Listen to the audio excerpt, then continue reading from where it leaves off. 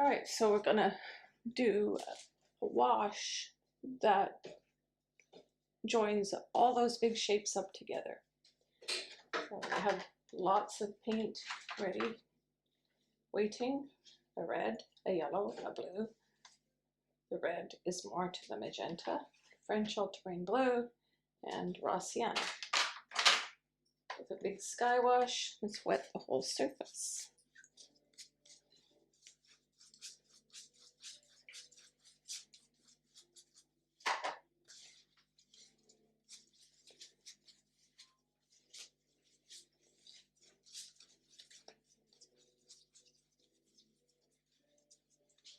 And we want to be able to tip the board, like we want to be able to tip it back and forth momentarily.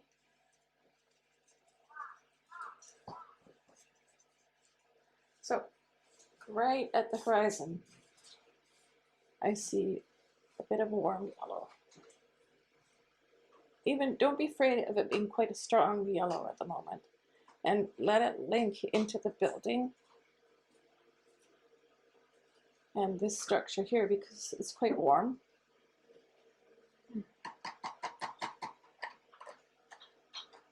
Now, while everything's still wet, you can tip, tip, tip, tip. And if you want it to keep moving, you can spray it a bit. Yours is moving and spraying or moving quite nicely. Now at the top, I'm going to do a gradation. So fairly wet wash right across the top. And I'm going to let it go into the top of the dome. All wet and wet. I'm not concerned about it running down into the building face. It doesn't matter. This side of the building is cool anyways, so that doesn't matter.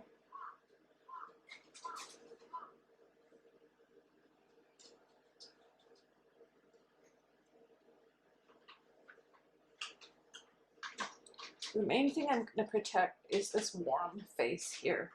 So I'm going to try not to let blue get into there.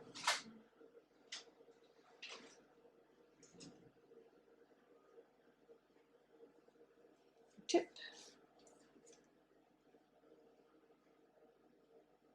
Good, so go ahead.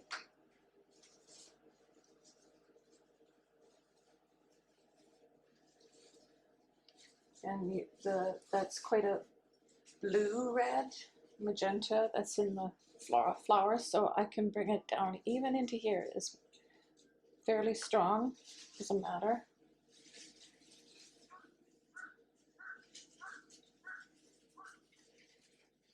Get some nice soft, hard and soft edges. And I can take, we have some land here, or pardon me, some water here. So everything's still soft, wet and wet.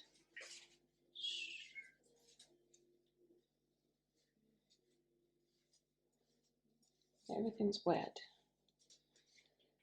Now, while this foreground is still wet, I'll start popping in some of these magenta bougainvillea, I think they are. Just mass in. Everything's big, massed in big shapes.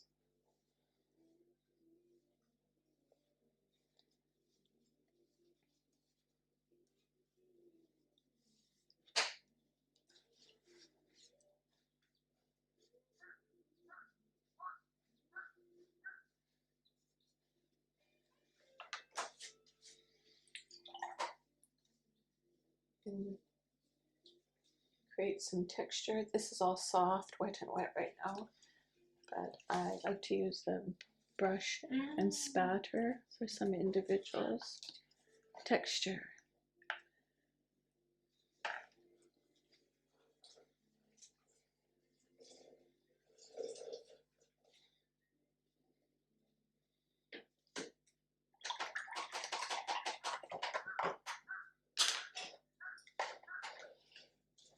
And it's still quite wet, so lots of soft, wet and wet edges. Now I'm going to go back, replenish my palette.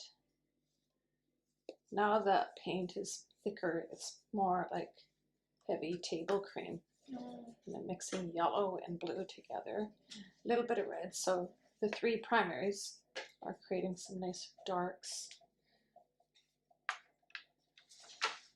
And I'll just block in a few dark shapes.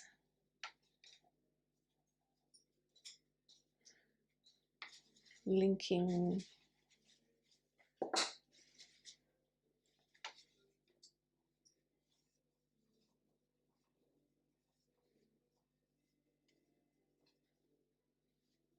just trying to make as many linked shapes as we can while it's soft, wet and wet. Maybe some more spatter.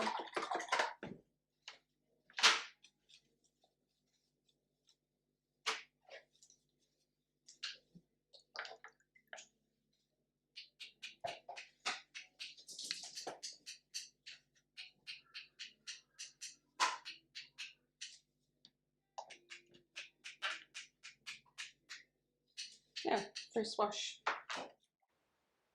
So after the first wash dried, we focused on the horizon. The paper must be completely dry. After re-wetting the paper so that it is slightly damp above the horizon line, we flooded in a fairly neutral blue-gray landform which spread nicely up into the sky area. The paint consistency was like whole milk. After this dried, we can see the areas have been lifted out using a bright watercolor brush. I tend to like to use those soft but snappy little brights for lifting, and if that doesn't do the job, we can always use a bristle brush to scrub at the pigment. After everything was dry again, I was able to stop and assess the whole painting, and I liked all the soft edges and found the hard edge at the horizon line was too hard and too much in focus, so we started to mist out that area.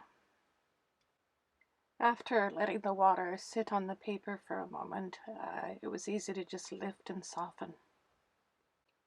I wanted to show some of the middle ground rocks which needed harder edges since they were coming closer into view, more in focus, so a handy trick is to take little pieces of masking tape and form a rough edge in order to lift the paint out, and it serves as a little masking tool that's cheap, and I like the rough edge that it can create, so use a bristle brush. So now we can see numerous areas, including the floral foreground, that have bright spots lifted out.